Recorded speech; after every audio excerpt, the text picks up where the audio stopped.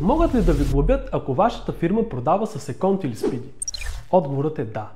Ако продавате с наложен платеж през спедитори без да пускате касова бележка за продажбите, подлежите на санкция. Но имате вариант да го правите без да се налага да пускате касова бележка. Това става като използвате услугата наложен платеж с пощенски паричен превод.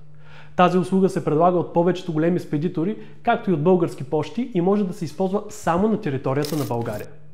Обръщам внимание, че промените от 2021 в наредба N18 все пак изискват прилагане на информация, която трябва да достигне до купувача на вашата стока.